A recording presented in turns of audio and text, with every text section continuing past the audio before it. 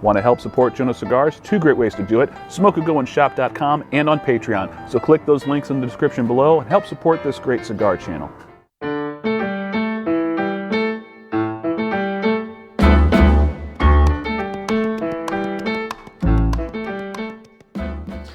And good evening, ladies and gentlemen. Joe at Jonose Cigars back for another review as we move right along in the very nice, pleasant month of April. Weather's feeling great. It's nice, quiet, and still perfect opportunity to do a great review.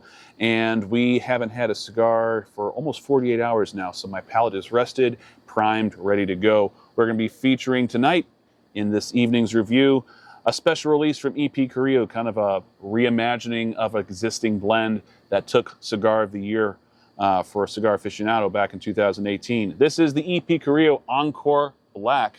This is a 5 3/8 by 52 box pressed, I guess, long Robusto, almost a Toro, really, 5 3/8, featuring Nicaraguan long fillers from Jalapa, Condega, and Esteli, a Mexican San Andreas binder, and a Connecticut broadleaf wrapper. Some of my favorite ingredients all in one package right here. As is customary with these EP Carillo Encores, like the original, they have this very large band on it covering most of the cigar, and I'm just going to go ahead and take that off if I can do that without damaging the wrapper leaf. Connecticut broadleaf is pretty tough stuff, so I'm a little hopeful. There we go. That is a very big, very plain looking band. Never really liked the way that that particular band looked.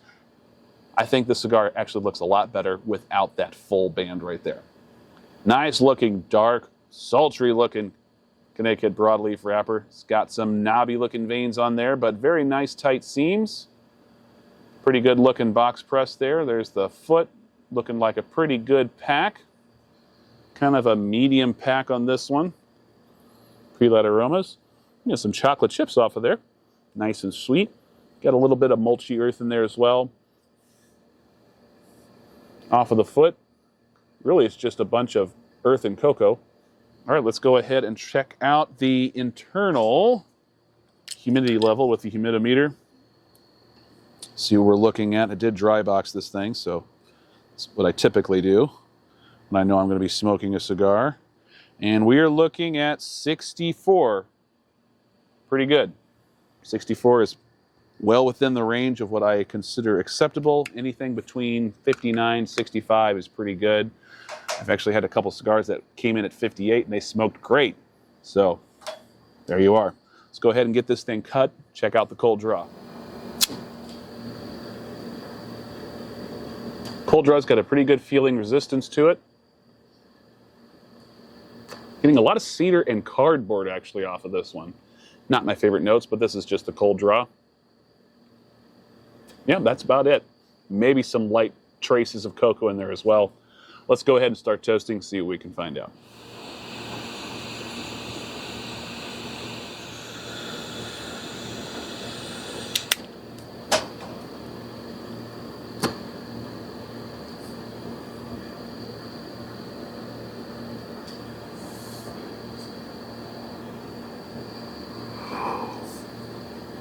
Off the first few puffs, great draw, excellent smoke output. Medium full to full bodied. It's got some definite oil textures on the smoke texture. Lots of sweet cocoa and bready notes right away. Very characteristic of Connecticut broadleaf. You get those nice bready sort of nuances on the draw.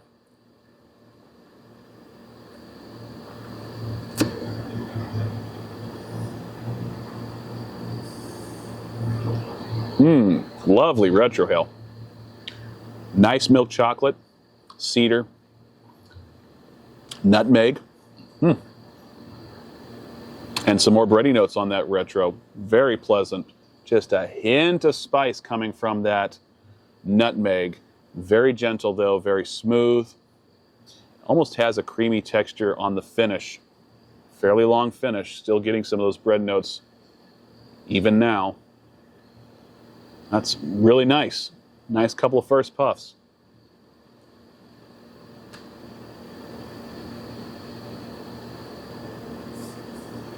Yeah, I'm starting to get some creamy notes building on that finish the more I'm puffing. All right, very good start.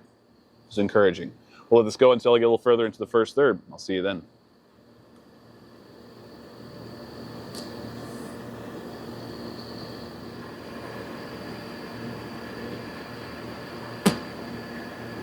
right, 10 minutes in, well into the first third.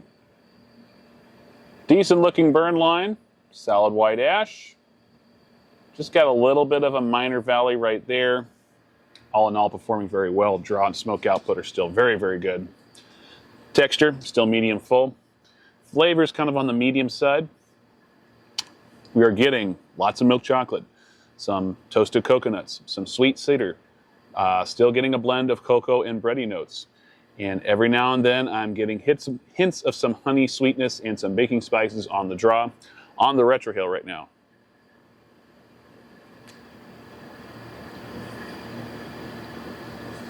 Maybe a little bit of an uptick of some pepper spice, but it's pretty mild, very smooth.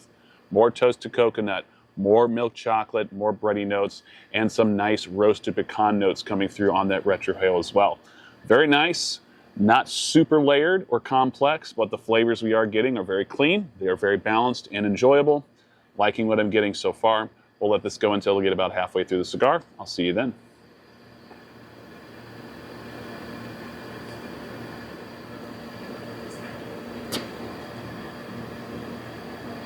All right, 30 minutes in, just about at the halfway point. Still got a small valley in the middle. Still got a pretty good ash. I've only ashed it once. Smoke texture still medium full. Flavors are kind of growing in strength, however. A little bit north of medium in flavor strength. Getting a lot of different chocolate sort of nuances. We're just going from sweet cocoa, something that just kind of reminds me of like Oreo cookies. It's got that sort of consistency to it in the flavor. More toasted coconut. Wow, there is some nice dark tea leaves coming through as well. And an uptick of black pepper on the draw, but really just kind of an uptick of black pepper flavor, not so much of the spiciness. We're also getting some nice smoky hickory notes on that draw as well, on the retrohale right now.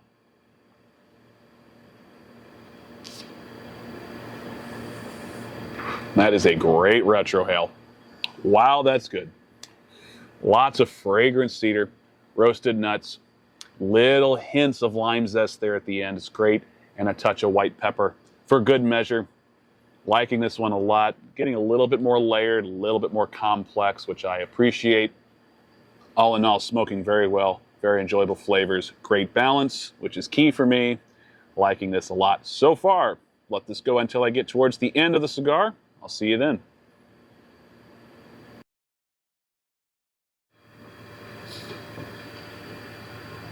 All right, 50 minutes in, down to the last third here.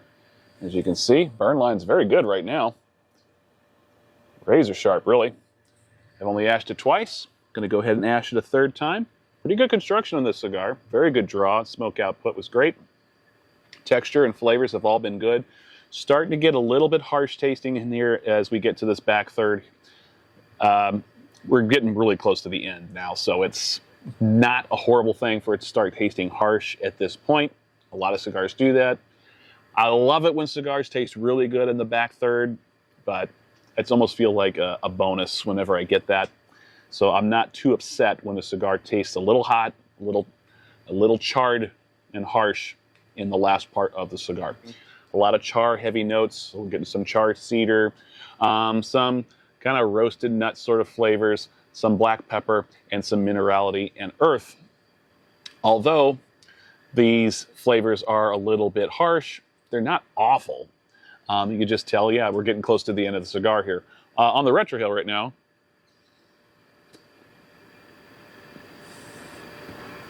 yeah, a lot of cedar, a lot of earth. Kind of what happens to a lot of cigars as you get towards the very end of a cigar when it starts to nub. I'm not too upset about it. It's pretty typical. And up to this point, we really were getting some nice flavors, good balance, nice textures, and just a very, very pleasant and relaxed draw, which I enjoyed. I like it. I don't know if anyone remembers the original Encore from 2018. I'm not sure if that cigar really was Cigar of the Year worthy in my opinion. I actually think some of the other ones that EP Carillo has put out were actually better. That's just a matter of opinion. It's okay if you think that one was a really, really good cigar that deserved that 96-point rating. That's fine. That's cool. This one kind of in the very high 80s, maybe even a 90.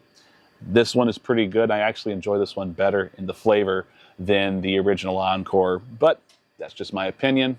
I like this one. I think it's a good cigar, nice addition to their catalog. And yeah, you can't really go wrong if you got quality Connecticut broadleaf, Mexican San Andreas, and Nicaraguan long fillers. If you get all those components from good farms and are fermented and aged properly, yeah, you're going to have a really good cigar no matter what you do with it. And yeah, this is an example of just that. Thank you so much for joining me for this review. As always, do not forget to subscribe. Click that icon bottom right corner if you're watching on YouTube. If you happen to be watching on Rumble, just look for the subscribe button towards the top right of the screen. Please don't forget to follow Jonose Cigars on Instagram. Please don't forget to follow my content on Cigar Public. If you like this review, please give me a thumbs up, and don't forget to comment below. These all help with the algorithm. And please subscribe. Do not forget to subscribe to Jonose Cigars. And if you didn't like something, feel free to give me a thumbs down. Just make sure you let me know what you didn't like about it so I know what you're talking about moving forward. See you on the next review, everyone. Till then, smoke a good one.